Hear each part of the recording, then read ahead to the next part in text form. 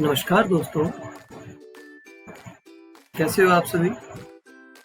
अब हमारी क्लास काफ़ी दिनों के बाद स्टार्ट हो रही है। अब से आपको कंटिन्यू क्लासेस मिलती रहेंगी। हम स्टार्ट कर रहे हैं बायोलॉजी की क्लासेस। ये जो हम क्लासेस स्टार्ट कर रहे हैं, ये डे बोर्डिंग क्लासेस से लेके कंपटीशन तक काम आएंगे। जैसे कि आजकल रेलवे के पेपर एग्जाम्स हो रहे हैं और एसएससी का सीईटी आने वाला है अभी, तो सभी क्लासेस में आपको बड़ी यूजफुल रहेंगी। तो हम स्टार्ट कर रहे हैं बायोलॉजी दोस्तों, यानी कि जीव विज्ञान।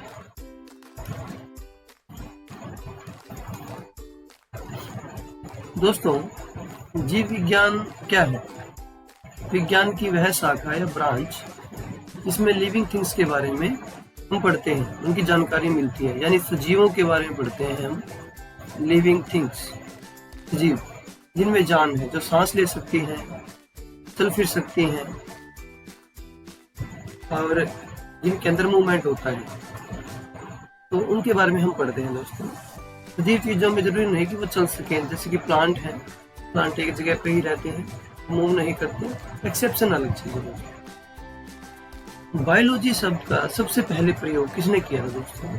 तो सबसे पहले 1801 में साइंटिस्ट हुए हैं जिनका नाम है कि लेमार्क और ट्रेविरेनस।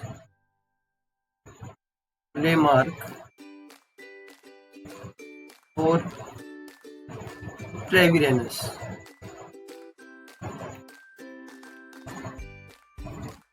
ये तो साइंटिस्ट हुए दोस्तों जिन्होंने बायोलॉजी शब्द का सबसे पहले प्रयोग किया था। अब कुछ कॉमन क्वेश्चंस भी आते हैं। तो कॉमन क्वेश्चंस क्या हैं कि बायोलॉजी के फादर कौन है? तो फादर ऑफ बायोलॉजी है दोस्तों अरिस्टोटल। फादर ऑफ बायोलॉजी है अरिस्टोटल, जिसे हम अरिस्टो भी कहते हैं।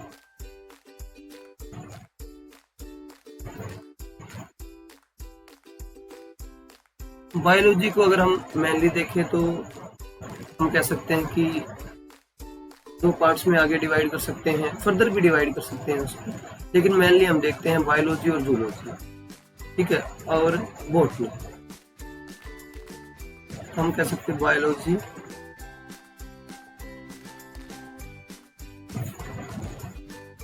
इसमें जूलॉजी है आपका और एक है बॉटनी। दोस्तों, जूलॉजी के अंदर हम पढ़ते हैं एनिमल्स के बारे में, जीव जंतुओं के बारे में, जीव जंतु हैं, एनिमल्स हैं। और बॉटनी के अंदर हम पढ़ते हैं प्लांट्स को, पौधे। तो फादर ऑफ बायोलॉजी है दोस्तों वो है अरस्तु यानी अरिस्टोटल, और फादर ऑफ जूलॉजी है वो भी अरिस्टोटल है दोस्तों, ठीक है। तो जो जीव जंतु विज्ञान, तो उसके फादर भी हैं अरिस्टोटल। दूसरा है, अरिस्टोटल ने एक बुक लिखी है अपनी जिसका नाम है हिस्टोरिया एनिमलिया, हिस्टोरिया एनिमलियम भी बोल सकते हैं हम इसको, जिसमें लगभग 500 जंतुओं का, एनिमल्स का वर्णन है। बुक का नाम है हिस्टोरिया एनिमलियम।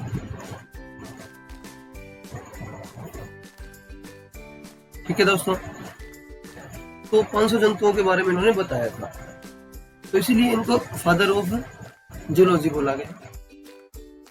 तो फादर ऑफ बॉटनी कौन है? ये है थियोफ्रेस्टस। थियोफ्रेस्टस, इनको बोलते हैं जी हम फादर ऑफ बॉटनी। इन्होंने भी एक बुक लिखी थी जिसका नाम है हिस्टोरिया प्लेनेटेरम। ये हिंदी में और इंग्लिश में सेम ही है दोस्तों नाम इनके, हिस्टोरिया प्लेनेटेरम। फिर दोस्तों एक क्वेश्चन और राइज होता है कि हम बायोलॉजी में पढ़ेंगे क्या क्या, कहाँ से स्टार्ट होती है। तो सबसे बेसिक जो स्ट्रक्चर है वो है सेल का। तो हम सेल के बारे में पढ़ेंगे और अभी चलते हैं चैप्टर की तरफ। तो सेल, अब सेल क्या है दोस्तों, स्टडी ऑफ सेल को क्या कहते हैं। तो सेल होती है basic unit, basic functional unit, basic functional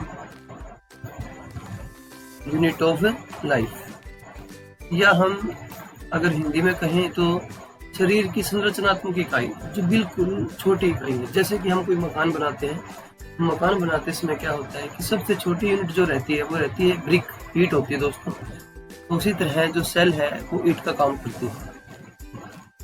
cell की स्टडी को क्या कहते हैं, साइटो। तो सेल को हम नाम देते हैं साइटो और स्टडी को बोलते हैं साइटोलॉजी। सेल को हम कहते हैं दोस्तों साइटो और स्टडी ऑफ सेल को बोलते हैं साइटोलॉजी।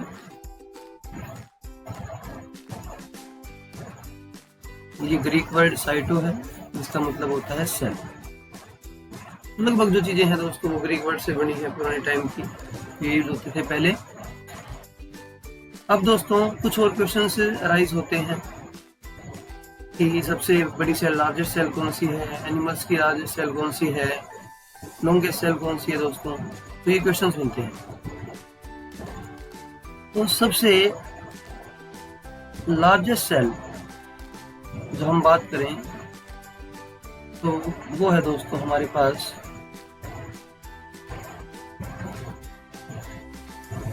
ऑस्ट्रिच एग, यानी शुतुरमुर्ग का अंडा, जो सबसे बड़ी सेल में काउंट होता है।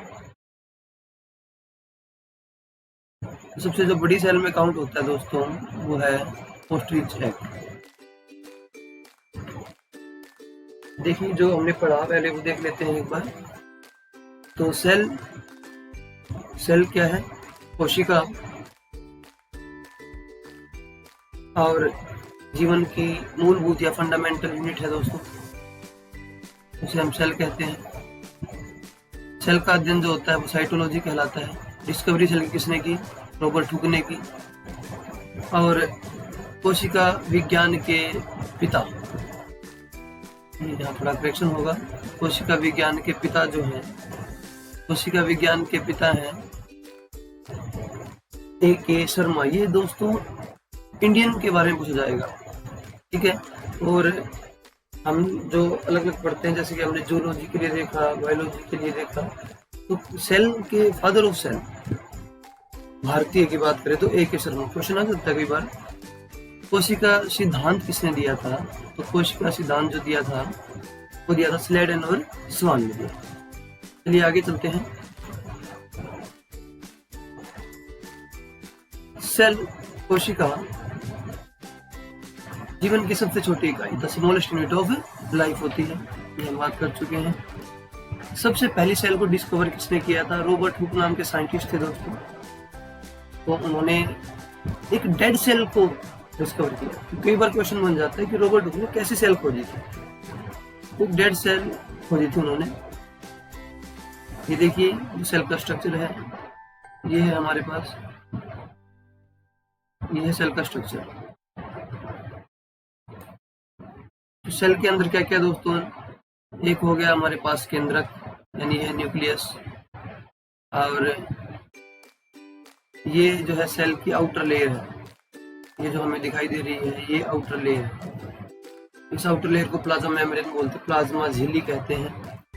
और जो सेल के अंदर ये वेरियस पार्ट्स हैं, ये जो आपको दिखाई दे रहे हैं, इनके डिफरेंट नेम हैं, जैसे lysosome, mitochondria, endoplasmic reticulum, vacuoles होते हैं जिनको रिक्तिकाएं कहते हैं।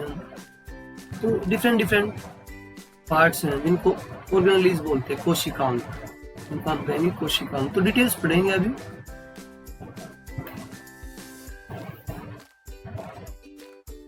देखिए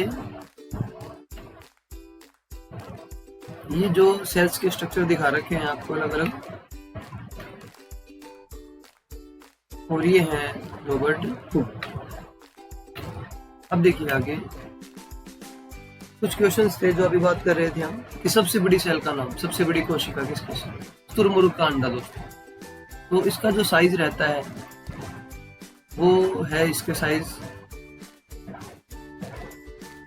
130 से 170 सेंटीमीटर। ठीक है दोस्तों, 130 से 170 मिलीमीटर आएगा। और यदि बोले 13 से 17 mm। ठीक है, फिर दूसरा क्वेश्चन बनता है कि सबसे छोटी कोशिका का नाम बताइए। तो सबसे छोटी कोशिका होती है माइकोप्लाज्मा, पूरा नाम होता है mycoplasma gallisepticum. Mycoplasma gallisepticum, mycoplasma gallisepticum.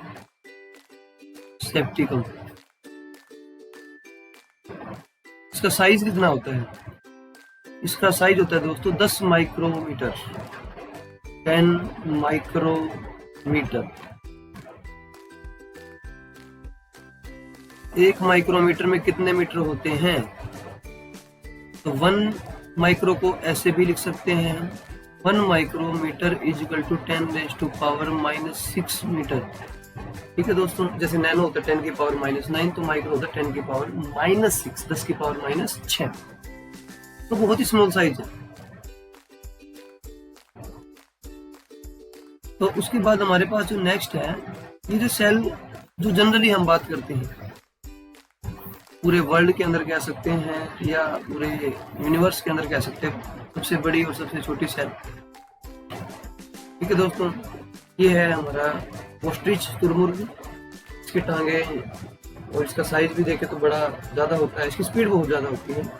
इसके एक्स दिखा रखे हैं। और ये जो है, ये सबसे छोटी सेल है माइकोप्लाज्मा गैलीसेप्टिकम। माइकोप्लाज्मा भी आ जाता है कई बार एग्जाम में। फिर है नेक्स्ट क्वेश्चन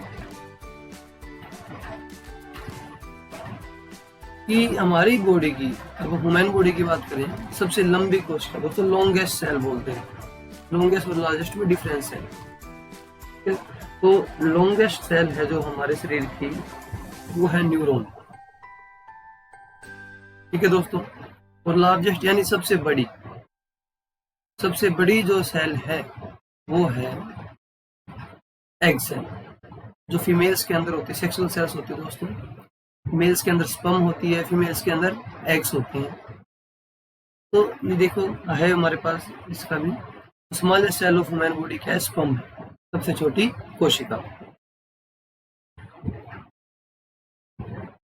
अब जो ये है हमारा नर्व सेल का डायग्राम है, ये जो डायग्राम आपको दिख रहा है नर्व सेल का है। तो इसके डिफरेंट पार्ट होते हैं और इस नर्व सेल को न्यूरॉन भी कहते हैं हम, न्यूरॉन। ये देखिए, ये सेल बॉडी है, ये जो पूरा दिख रहा है ये सेल बॉडी है। ये छोटे छोटे पार्ट हैं, ये एक्सोन्स जो होते हैं दोस्तों, ये एक्सोन्स हैं। और ये है नर्व एंडिंग। और एक नर्व और दूसरी नर्व के बीच में अगर हम कहीं कुछ गैप्स होता है जहाँ ये कनेक्शन जॉइंट करते हैं, जैसे नर्व एंडिंग है, तो यहाँ पे जो गैप्स होता है उस गैप्स को बोलते हैं दोस्तों साइनेप्स या सिनेप्स बोल देते हैं, सिनेप्स। ठीक है, तो ऐसे सिचुएशन एग्जाम में बड़े पूछ लिए जाते हैं, बड़े इजी सिचुएशन रहते हैं, लेकिन ना पढ़े तो कुछ याद नहीं रहता। देखिए नेक्स्ट, तो ये जो है आपको दिखाइए स्पर्म सेल और एग सेल। तो जो ये है, ये स्नैक जैसे दिख रहे हैं, ये स्पर्म सेल है, ये देखिए। तो आगे हेड है, पीछे टेल है इनके, ये टेल है, ये हेड है, और ये है एग। ये एग है जो सबसे बड़ी कोशिका है हमारी। ठीक है सर, अब चलिए आगे नेक्स्ट क्या है। तो अब इसके बारे में डिटेल आती जाएगी आगे आगे। अब टाइप्स ऑफ सेल, सेल दो प्रकार की होती है। अब हमने देखा था जो कि न्यूक्लियस प्रेजेंट होता है, न्यूक्लियस यानी कि केंद्रक। केंद्रक के आधार पर दो प्रकार की सेल बना दी गई है। तो दो प्रकार की सेल कौन सी? यूकार्योटिक और प्रोकार्योटिक। तो बड़ा ही मजेदार टॉपिक है दोस्तों। देखिए, तो सेल के दो टाइप है, यूकैरियोटिक और प्रोकैरियोटिक। तो बाइलिंगुअल है तो सबको समझ में आएगा, चाहे हिंदी मीडियम के स्टूडेंट हो या इंग्लिश मीडियम के हो। तो सेल के दो टाइप, यूकैरियोटिक और प्रोकैरियोटिक। यू का मीन्स यू से आप हो, तो आपके अंदर न्यूक्लियस प्रेजेंट होता है, केंद्रक प्रेजेंट होता है, तो आप यूकैरियोट्स कहलाते हैं। और प्रोकैरियोटिक मीन्स जिनके अंदर न्यूक्लियस प्रेजेंट ना हो। एक्चुअल में होता क्या है कि ये मान लीजिए आपकी एक सेल है, ये जो दिखा रखी है ये सेल है, तो सेल का ये न्यूक्लियस है, ये है सेल का न्यूक्लियस, जहाँ पे देखिए आउटलाइन हो रही है, ये सेल का न्यूक्लियस है। अब न्यूक्लियस और सेल को जो डिवाइड करता है वो होते हैं न्यूक्लियर मेम्ब्रेन। तो कईयों में ये प्रेजेंट होती है, उसमें ये नहीं होती। अब न्यूक्लियर मेम्ब्रेन प्रेजेंट है तो हमें अलग से पता लगेगा कि ये न्यूक्लियस है और ये सेल का अदर पार्ट है। तो जब न्यूक्लियस प्रेजेंट होता है, अलग से दिख जाता है, तो उन्हें बोलते हैं यूकैरियोट्स। यू मीन्स तुम, या फिर हम खुद को कंसीडर करें कि एनिमल्स यूकैरियोट्स होते हैं, यूकैरियोट्स जिनमें न्यूक्लियर मेम्ब्रेन होती है, केंद्रक झिल्ली होती है। और प्रोकैरियोटिक में केंद्रक झिल्ली नहीं होती, तो इसके अंदर हम उन्हें अच्छी तरह से पहचान नहीं पाते, तो वहाँ पे न्यूक्लियस क्या है, अब्सेंट है। ठीक है, तो यूकैरियोट्स होते हैं जिनके उनके अंदर क्या होता है दोस्तों, न्यूक्लियस होता है, एक सेल मेम्ब्रेन होती है। और प्रोकैरियोटिक में न्यूक्लियस दिखाई नहीं देता, वो प्रेजेंट नहीं होता, न्यूक्लियस मेम्ब्रेन प्रेजेंट नहीं होती। प्रोकैरियोट्स सिंगल सेल्ड होते हैं, यानी कि एक कोश के होते हैं, जबकि यूकैरियोट्स होते हैं वो सिंगल सेल्ड भी हो सकते हैं और मल्टी सेल्ड भी। सिंगल और मल्टी का मतलब क्या है दोस्तों, सिंगल का मतलब एक कोश की है और मल्टी सेल्ड मतलब बहुत कोश की है। जैसे हम अमीबा की बात करते हैं, अमीबा एक सिंगल सेल्ड है, यानी कि एक ही टाइप की सेल रिपीटेड है, उसके अंदर एक ही टाइप की सेल मिलेगी दोस्तों, तो वो एक कोशिका कहलाता है। और मल्टी सेल्ड का मतलब बहुत सारी कोशिकाएं। जैसे हम हमारी बॉडी की बात करें तो ह्यूमन्स में आईज के लिए अलग टाइप की सेल होती है, हार्ट के लिए अलग टाइप की सेल है, तो वो कहलाता है मल्टी सेल्ड। ठीक है, अगर आपकी कोई क्वेरी है तो कमेंट करें आप, हम कोशिश करेंगे कि आपके क्वेश्चंस के जवाब दिए जाएं। तो कुछ क्वेश्चंस और हैं दोस्तों जो आगे। सेल थ्योरी किसने दी, तो शेल्डन और स्वान ने सेल थ्योरी दी। और उन्होंने क्या कहा था, उन्होंने कहा था कि जितने भी ऑर्गेनिज्म हैं वो सभी सेल से मिलकर बने होते हैं, वो सभी सेल से मिलकर बने हैं। और एक इसमें एक्सेप्शन देखिए, जो वायरस है ये क्या है, कोशिका सिद्धांत के ऊपर काम नहीं करता दोस्तों, ये एक्सेप्शन है। कैसे एक्सेप्शन है, अगर वायरस किसी बॉडी के बाहर है, अगर वायरस किसी बॉडी के बाहर है तो नॉन लिविंग है, लेकिन जैसे किसी बॉडी के अंदर एंटर कर गया तो वो लिविंग हो जाता है दोस्तों। तो हम ये कह सकते हैं कि लिविंग और नॉन लिविंग के बीच ये एक कनेक्शन बनाता है, एक कड़ी का काम करता है, तो ये है वायरस। जैसे कि अभी कुछ टाइम पहले कोरोना आया था, कोविड, वो भी एक वायरस था, स्मॉल पॉक्स वायरस। तो ऐसे बहुत से वायरस हुए हैं जो जब तक बॉडी से बाहर हैं कोई काम नहीं करते, लेकिन जैसे ही बॉडी के अंदर एंटर करते हैं तो वो क्या करते हैं, बॉडी को डैमेज करना शुरू कर देते हैं, हमारी सेल्स के ऊपर अटैक कर देते हैं, तो ऐसा करते हैं। तो ये होता है दोस्तों, ये जो स्ट्रक्चर दिखा रखा है, वायरस का स्ट्रक्चर दिखा रखा है। तो कोशिका भित्ति या फिर हम कहें सेल वॉल क्या होती है, तो सेल की जो आउटर लेयर होती है वो कहलाती है सेल वॉल, जो बाहरी लेयर है वो सेल वॉल कहलाएगी दोस्तों। जैसे कि हम सेल बनाते हैं, ये मान लो सेल है, एक बेसिक आउटलाइन लेते हैं सेल, ये सेल है, ये इसका न्यूक्लियस है, एनिमल सेल का डायग्राम ऐसा ही होता है, तो बाकी चीजें नहीं बनाते सिर्फ। तो सेल है दोस्तों, ये सेल की जो आउटर लेयर है, जो आउटर लेयर है ये होती है कोशिका झिल्ली होती है, कोशिका झिल्ली। लेकिन प्लांट सेल में एक एक्स्ट्रा सेल होती है, इसके ऊपर भी एक लेयर होती है, हम कहें तो उसको बोलते हैं सेल वॉल। जैसे एक लेयर और बना दे इसके ऊपर, ये तो इसको बोलते हैं दोस्तों सेल वॉल। ये प्लांट में एक्स्ट्रा होती है, एनिमल्स में ये एब्सेंट होती है। तो हम बात करें कि it is the outermost cell the surface of plant, bacteria and fungi. तो अब क्वेश्चन बनता है कि प्लांट की आउटर मोस्ट सेल को या सेल वॉल को क्या कहते हैं, किस चीज की बनी होती है? तो प्लांट की जो सेल वॉल होती है वो होती है सेलुलोज की। सेलुलोज को हम नहीं खा सकते, हम खाते हैं लेकिन कम मात्रा में, कुछ थोड़ा बहुत पार्ट होता है, फ्रूट्स के अंदर हो गया, तो ज़्यादा हम डाइजेस्ट नहीं कर पाएंगे। तो जैसे आपने देखा हो कि गाय भैंस चारा खाती है तो उसमें सेलुलोज होता है, लेकिन वो इंसान नहीं खाते। जनरली इंसान अगर उसको खा लें तो वॉमिटिंग हो जाएगी। जो एनिमल्स की होती है, गाय भैंस की, इनकी इंटेस्टाइन लार्ज होती है तो इजीली डाइजेस्ट कर पाते हैं, लेकिन हमारी इंटेस्टाइन इतनी लार्ज नहीं है, हाथ हमारी छोटी होती है। अब फंगस है, कवक कवक कहते हैं हम इनको, फंगस को। इनकी सेल किसकी बनी हुई है?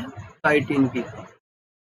और एक सेल बोले बैक्टीरिया की, बैक्टीरिया की बनी हुई है दोस्तों पैक्टिन्स की। क्वेश्चन 1 मार्क्स में आ जाते हैं आपके, कई बार डे बोर्डिंग में भी आ जाएंगे, कंपटीशन में भी आ सकते हैं। अब सेल वॉल क्या काम करती है?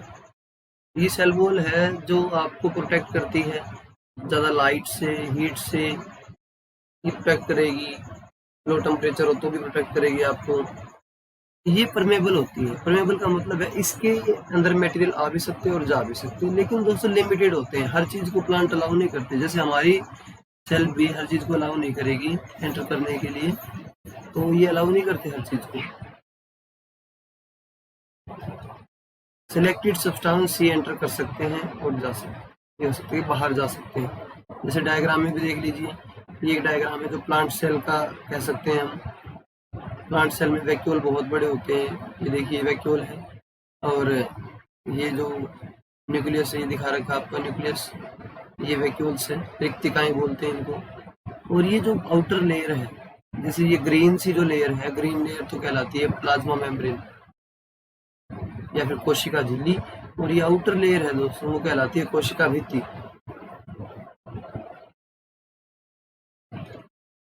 तो सेल मेम्ब्रेन या प्लाज्मा मेम्ब्रेन ये दोनों में ही प्रेजेंट होती है, चाहे उनको आप एनिमल कहें चाहे प्लांट्स कहें।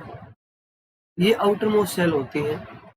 जनरली बात करें हम एनिमल सेल, एनिमल सेल में जो बाहरी लेयर होती है वो क्या कहलाती है? कोशिका झिल्ली कहलाती है, या इसको हम प्लाज्मा मेम्ब्रेन भी कह सकते हैं।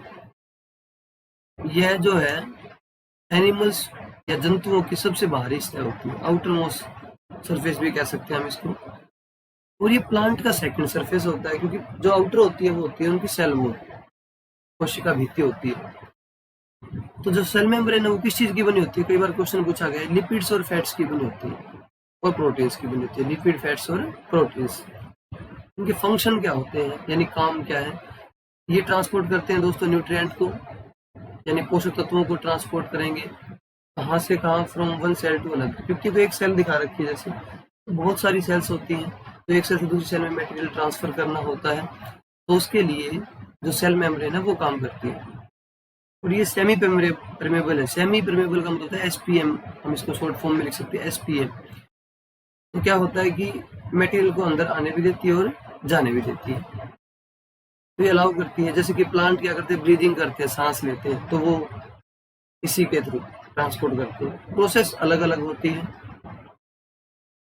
प्लांट्स वाटर को ट्रांसपोर्ट करेंगे सेल्स में, तो वो भी प्लाज्मा मेम्ब्रेन के थ्रू करेंगे। तो इस तरह से हम देखते हैं डिफरेंट पार्ट्स हैं। तो अभी डिफरेंट ऑर्गेनेलिज आने लगे हैं सेल्स के। देखिए तो साइटोप्लाज्म। साइटोप्लाज्म क्या होता है? अगर मेनली आप बात करें तो दो प्रकार के लिक्विड होते हैं सेल्स के अंदर, जिन दोनों को मिला लें तो कहलाता है प्रोटोप्लाज्म। प्रोटो वर्ड को समझिए, प्रोटोप्लाज्म। ये बड़ा ही इजी वर्ड है अगर इसको ध्यान से देखिए। प्रोटोप्लाज्म, प्रोटो में दो चीजें आ गई, एक तो आ गया साइटो और एक आ गया न्यूक्लियो। तो साइटो और न्यूक्लियो, साइटोप्लाज्म होता है दोस्तों जो न्यूक्लियस, ये है आपका जो न्यूक्लियस दिखा रखा है, ये न्यूक्लियस है।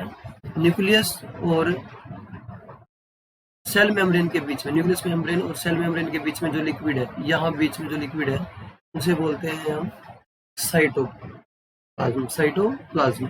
और जो न्यूक्लियस के अंदर प्रेजेंट है उसको बोलते हैं न्यूक्लियोप्लाज्म। तो दो चीजें होगी, साइटो प्लस न्यूक्लियो। अगर हम दोनों को मिला दें तो बनेगा प्रोटोप्लाज्म। क्वेश्चन आता है कई बार एग्जाम में। प्रोटोप्लाज्म टोटल लिक्विड होता है, लेकिन साइटोप्लाज्म जो होता है वो होता है न्यूक्लियस मेम्ब्रेन के बीच में और सेल मेम्ब्रेन के बीच में, यानी कि केंद्रक झिल्ली और प्लाज्मा झिल्ली दोनों के बीच में। ठीक है दोस्तों, तो जो लिक्विड होता है उसे बोलते हैं हम साइटोप्लाज्म, और जो केंद्रक के अंदर जो लिक्विड होता है उसको बोलते हैं न्यूक्लियोप्लाज्म। यदि दोनों को मिला दिया जाए तो कहलाता है प्रोटोप्लाज्म। ठीक है दोस्तों, तो आगे कुछ और पॉइंट्स हैं इसके। जो ये है, ये लिक्विड पार्ट होता है सेल का, ये बना होता है वाटर का और साल्ट का, यानी पानी और नमक कह सकते हैं हम, इसके अंदर होते हैं। इसके अंदर बहुत सारा पानी होता है, तो ये मॉइस्चर देता है सेल को, नमी प्रदान करता है सेल को, और न्यूट्रिएंट को ट्रांसमिट करता है within the cell, means एक सेल से दूसरी सेल के अंदर भी, और एक सेल के अंदर खुद भी जो ट्रांसपोर्ट करता है। पहले तो हम एक खुद के जो सेल के अंदर है वो ट्रांसपोर्ट करेगा ही, फिर अदर सेल की बात होती है। उसके लिए तो हमारे पास सेल मेम्ब्रेन और सेल वॉल है। इसके अंदर एनारोबिक रेस्पिरेशन होता है। एरोबिक का मतलब होता है वायु की प्रेजेंस में, ऑक्सीजन की प्रेजेंस में। एनारोबिक होता है ऑक्सीजन की अब्सेंस में। तो एनारोबिक रेस्पिरेशन होता है, और इसके अंदर 2 ATP एनर्जी निकलती है। ATP की फुल फॉर्म होती है एडिनोसाइन ट्राइफॉस्फेट। ये सारी डिटेल से पढ़ेंगे हम अभी, तो सेल चैप्टर के अंदर जो चीजें हैं वो देख रहे हैं। ATP होता है एडिनोसिन ट्राइफॉस्फेट। ये एनर्जी स्टोरेज की करेंसी है, जो हमारी बॉडी में एनर्जी स्टोर होती है। एनर्जी स्टोर कौन करता है दोस्तों? माइटोकॉन्ड्रिया। माइटोकॉन्ड्रिया हमारा सेल ऑर्गेनेल है, एक कोशिकांग है जो एनर्जी को स्टोर करता है। ठीक है, तो आज के लिए इतना ही करते हैं, मिलेंगे नेक्स्ट क्लास में। Thank you.